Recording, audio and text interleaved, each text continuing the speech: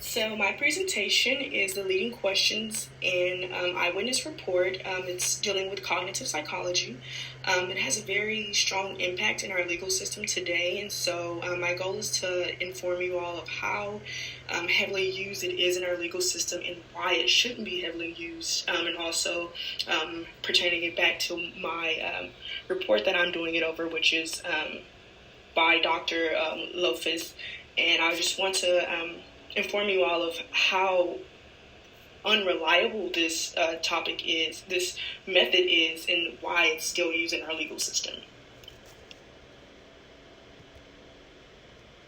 So it just kind of goes back to where we're keeping in mind how memory is not that reliable. If you did the actual directions and followed the steps and just took about 10 to 15 seconds to glance at it, you would see that it's kind of hard to remember all these things. And so it's like, why use this method in the legal system where we tend to forget so many things and our memory is just not that reliable sometimes when it comes to recalling certain things within events and how it can be altered easily. And so moving on to our actual report that I'm doing this on, this research study, the leading questions in eyewitness report within cognitive psychology, conducted by Elizabeth Lofus. With this research, she had about 490 test subject participants. The study consisted of 4 different experiments, which was automobile accidents, complex films, various events, and classroom disruptions. When I say the study consisted of 4 different experiments, these are the 4 different methods that she tested her subjects on to kind of show the different styles of how people tend to forget based on what they remember when it comes to recalling events and things of such that nature.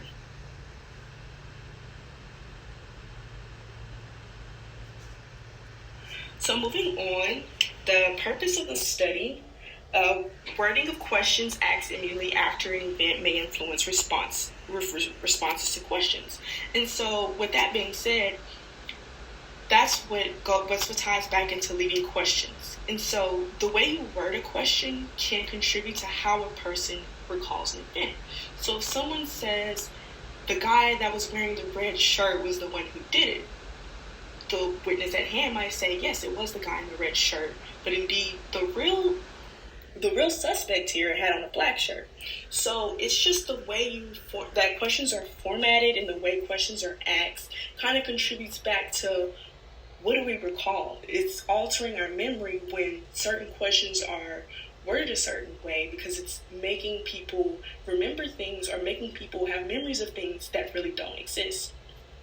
And so her hypothesis was that the initial question contains either true or false accounts, the likelihood is increased that the subject will later report having seen the object. And so that kind of goes back to the example that I just used. If you tell someone the girl that was wearing the striped dress was the one who walked across your street and you've seen her, you might say, oh yeah, the girl was wearing a striped dress, when indeed the girl was wearing plain white dress. So it just kind of goes back to where, why are we using this when our memory can be easily changed? We can remember things, we can add things in our memory that never really happened. So it just kind of all ties back into why are we utilizing this method? So moving forward, the findings did show that questions asked immediately after an event can introduce new, not necessarily correct information. And so with her findings, Dr.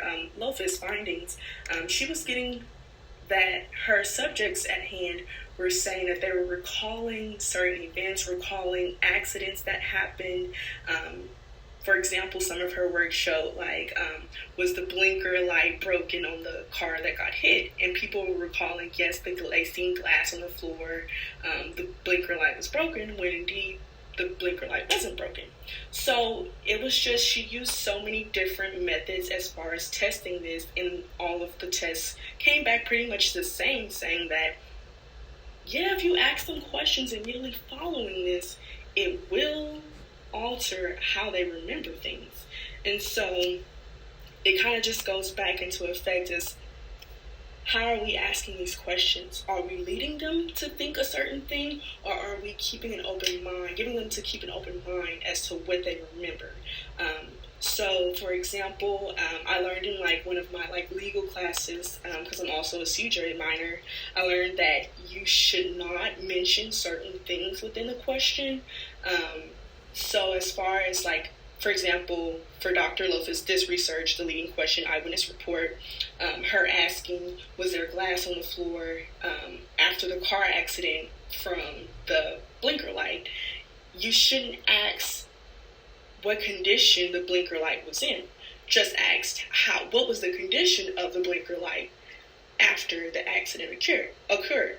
It gives the witness an opportunity to actually think, okay, what do I remember? What do I actually remember seeing, versus telling them, was there glass? Because then they think, okay, maybe there was glass, and they start to question themselves, and they start to create false memories that don't really exist. And so here I just included a little bit of data here about how eyewitness testimony plays a big factor in our legal system today in America. And so the data here that I collected, that I have a graph of, is a part of a Innocence Project in 1992, and it showed that 77% of the cases that were a part of the Innocence Project were exonerated because of eyewitness misidentification, which is false eyewitness testimony. And so we see this high percentage, and we see that it's a big deal. Out of 225 cases, 173 were exonerated because of this issue of eyewitness testimony. And so if we're seeing in 1992 that there's an issue as far as being the validity of eyewitness testimony, then why are we still using this in our legal system today, and why is it so heavily used in our society if we're seeing this has been a constant issue over decades?